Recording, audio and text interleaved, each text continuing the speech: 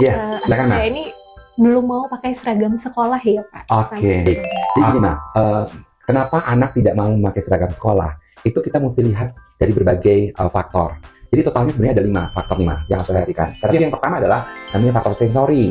Jadi faktor sensori ini itu yang paling banyak ditemui. Namanya gangguannya namanya sensory processing disorder atau namanya SPD. Jadi sensori itu ada 8. Nah, sensori yang paling berperan dalam hal itu adalah namanya taktile. Taktile itu ada 4 nanti area nih. Telapak kaki, telapak tangan, badan, sama bagian area wajah dan mulut. Telapak kaki kalau bermasalah kelihatan jijik kayak gitu toh.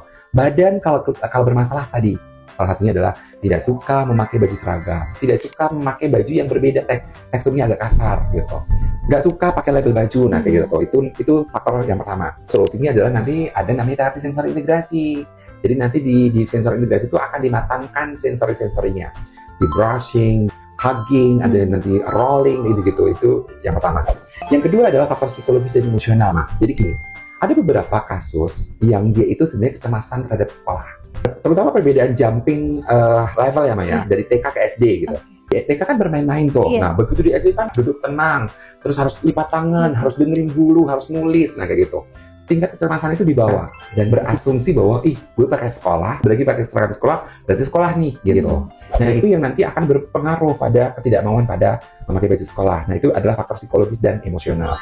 Faktor yang ketiga adalah faktor perkembangan. Usia 4 tahun itu adalah faktor namanya oposisi. Usia oposisi namanya. Nah, nanti beda lagi nih, 6 yang SD tadi tuh, 6 ke seterusnya, 6 sampai 12 itu ada level perkembangan. Nah, 6 sampai 12 itu masuk ke area namanya industri. Industri itu dia sudah punya kayak semacam Pemilihan. aku tuh punya ego untuk tidak mau loh, nah kayak gitu. Dan faktor keempat adalah namanya faktor lingkungan dan keluarga. Jadi lingkungan itu kadang kita nggak bisa kontrol ya, Maya. Misalnya gini nih, jarak antara TK ke SD itu kan ada libur tuh, nah kayak gitu. Libur kan kita nggak mungkin pakai baju sekolah gitu. Nah, jadi saat dia itu libur pakai kaos terus tuh, nah dan saat kaos itu dia jadi terbiasa pakai kaos dan nggak mau pakai seragam kayak gitu. Sebenarnya menjaga siklus tadi itu tuh penting, Ma. Dan bahkan nih, Ma, boleh nggak tuh anak itu tidur pakai baju main? Nggak boleh. Saat itu terjadi, apa yang terjadi? Dia mindsetnya akan nggak siap. Jadi ternyata memakaikan baju tidur sebelum tidur itu penting sekali. Kan baju tidur itu kayak gelanjing-gelanjing gitu ya. Jadi dia itu nyaman, lembut gitu kan. Terus pemakaian baju tidur bukan itu aja maksudnya. Oh, ini udah pakai baju tidur nih. Oh, ini udah malam nih. Ini saatnya tidur nih, kayak gitu. Nah, itu penting sekali buat anak spesial, Ma.